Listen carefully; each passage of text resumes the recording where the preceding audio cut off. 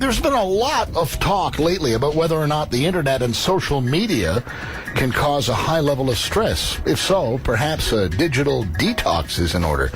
And that is the topic of today's Tech Talk with Claudette Barnes and local technology teacher Kevin Andrews. So, Kevin, what is the research telling us about stress levels when people use social media? Based on several multi-year research models, the number of people using social media sites has nearly doubled since 2008, where it looks like 70% of adults online use Facebook, and the other 30% is shared between Twitter, Instagram, Pinterest, and LinkedIn. Many of these same research studies are saying that moderate, more so than heavy internet and social media use, don't seem to be providing any higher levels of stress for people. With that in mind, though, there does seem to be an emotional gender gap between both men and women when it comes to social media.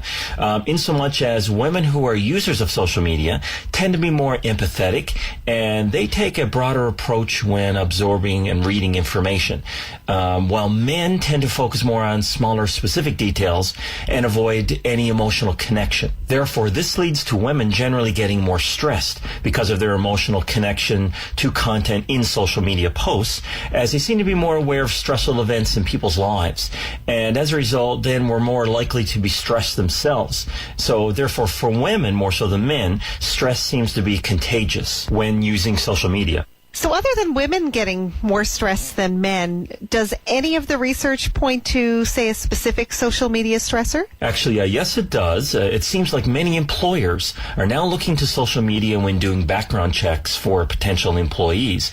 And for some people, this would be an avenue of stress, possibly making or breaking a job, depending on how you conduct yourselves online. Also, thanks to the abundance of personal details many of us share on social media sites, it seems like we're making the job of identity fraudsters much easier, increasing everybody's stress levels. With the click of a few buttons, it's easy to bring up a whole host of information on users who believe they are simply sharing innocent information with friends. So again, remember to check and update your privacy settings to make sure your personal life is kept somewhat private. So if prying bosses and identity thieves weren't enough to contend with on social media, we're also now having to deal with that embarrassing photo or video being broadcasted for everybody to see as well.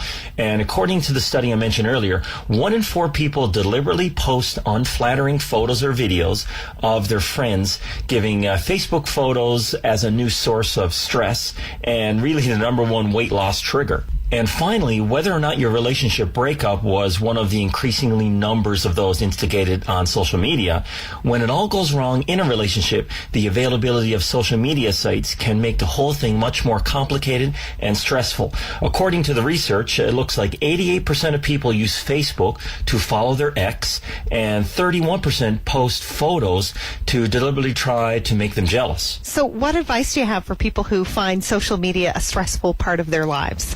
The first thing you should do is be selective about the people you follow. Be intentional about who gets your attention. Set better boundaries. Literally, use those Facebook settings that are there for you, and limit the information you absorb from people who complain constantly or who make you feel worse. Next, you're going to want to limit what you read. A friend's son is very ill. Well, that's heartbreaking, and you can and should show compassion, but you don't need to read every single update about his condition. So limit what you read so you can limit what you absorb. Remember that emotions are contagious in social media, so actively seek out connections with upbeat people. Soak in positive emotions. There are powerful benefits of being connected to inspiring and caring individuals. Social media can be a way to feel connected and calm, but it's a little like being at a party. If you choose to spend your time hearing only sad stories from sad people, you'll leave depressed and stressed. Finally, taking a digital detox once in a while by turning off Twitter and forgetting about Facebook is a good thing. Take in the view rather than tapping away at your phone, and meet with somebody for a conversation rather than sending an email or a text to them. Kevin, I appreciate your time. Thanks for this. Thanks again, Claudette. Always a pleasure to be on. That is local technology teacher Kevin Andrews, and he says if a digital detox is too difficult to do, try including inspirational and motivational thinkers in your social media feeds.